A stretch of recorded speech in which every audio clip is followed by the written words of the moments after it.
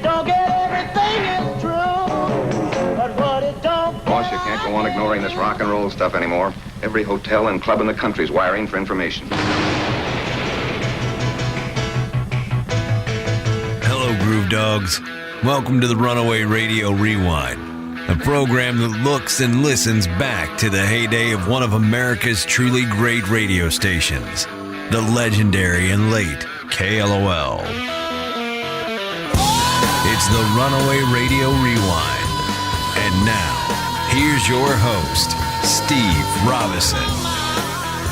Hey, it's time for the Runaway Radio Rewind. We are spotlighting all the fun we had here in Houston with the one and only Rock 101 KLOL. Today, the doctor is back in. Dr. Betty, a longtime guest of Stevens and Pruitt, will share some stories with us. And it would not be a show without a visit from Uncle Waldo. It's the Runaway Radio Rewind right now. So did you ever attend the holiday ball?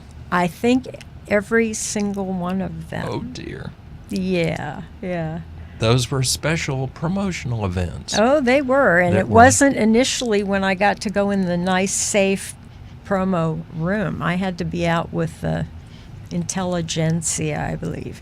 Yeah, and that was scary because I was little and didn't have anybody big with me. I needed I really did. I needed a bouncer at that time. But I do recall one that was particularly a popular item where, because of the lingerie stuff and the shows that went on with that and the models who had to traverse a huge distance at the time.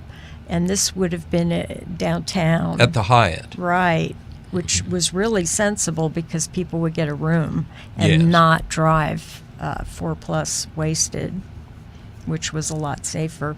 But if you thought you were going to sleep, that was a joke because, boy, it was loud there. All night long. But, at the holiday ball, they seated us back where the changing occurred, which meant that my then hubby was seated in a card table chair watching the models running full speed to change and run back, at which point Mark goes, "Oh, come on, you can sit here in this VIP area," and he's kind of following this along going, "No, I'm okay, I'm good. I'll just sit right here." I did enjoy also the comedians. You played less and less music because the content was so good that nobody, I think, was that interested in playing music. No. As time went on, that kind of disappeared in all this wall of albums that I loved to look at and kind of coveted. Less and less did I get to listen to it because I loved it. I love rock and roll. But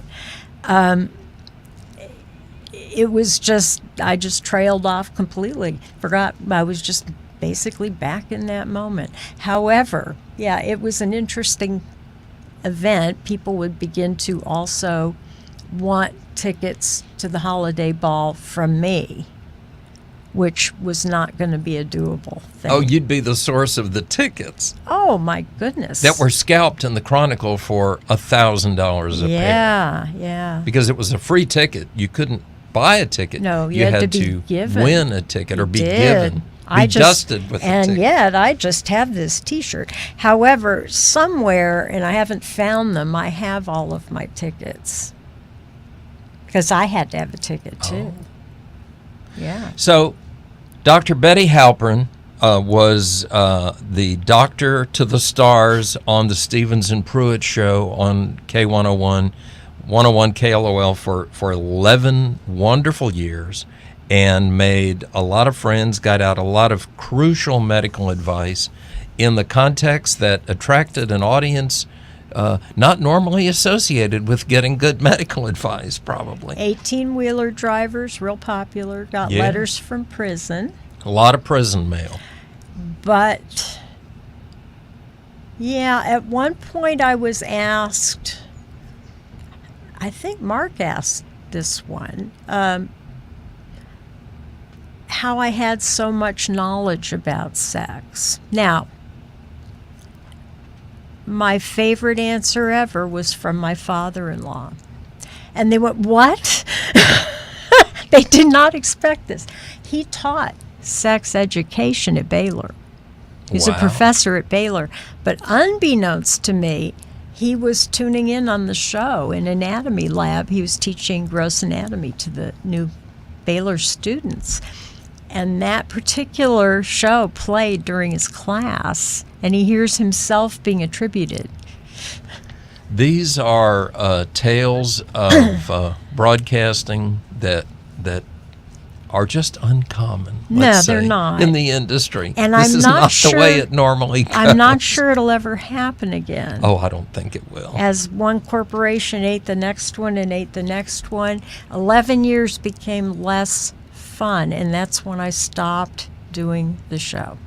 It was after The Mouse, it was after, I guess, Clear Channel and Evergreen, and I've forgotten all of them. But you can't hear independent radio anymore.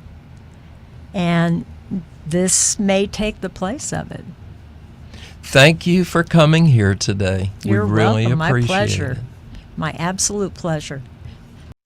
Thanks, Doc. If you haven't done so, do two things for me. Check us out on Facebook, like the page under Runaway Radio Rewind, and also go to runawayradiorewind.com to keep up to speed with everything. I'm Steve Robinson. Thanks for joining us. And this, my friends, is Uncle Waldo. Uncle Waldo, teenage urologist doctor type person. This script was authored by the real Herman Steele. Now, wait a minute. It was not signed. This was actually from a listener, but we don't know. In Act 1, Scene 1, we find the good doctor, Uncle Waldo, teenage urologist type physician type person, in his office, greeting his first patient of the day. Let's listen. Uncle Waldo, I got a problem. Come on in here. Good to see you. Big shake. I ain't touching you. No, I don't shake hands with urologists. Thank you very much.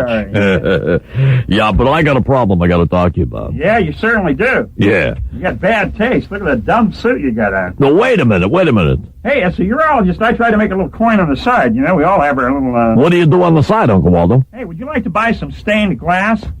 No, I don't want any stained glass. No, not from a urologist. I don't. No, Hey, come on. You know what I want you to do? Hey, I got a problem, huh? What? I want you, first thing, we always do this. I want you to fill this specimen bottle Fill the specimen bottle. from the couch. Come on, Uncle Waldo, stop joking around. I got a problem here. Wait a minute.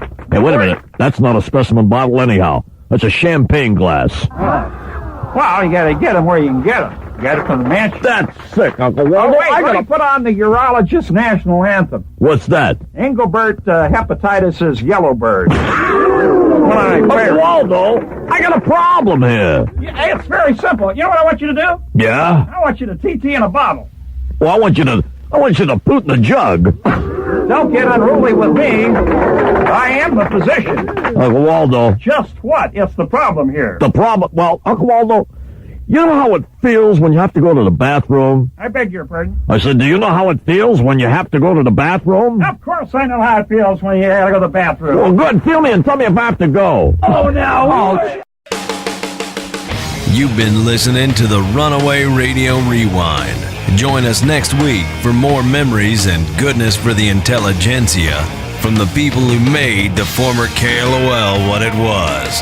Find us online at runawayradiorewind.com and be sure to grab your Runaway Radio gear. You can find the show on YouTube, Apple Podcasts, and Google Play. Show us your dog, and we'll see you next week on the Runaway Radio Rewind.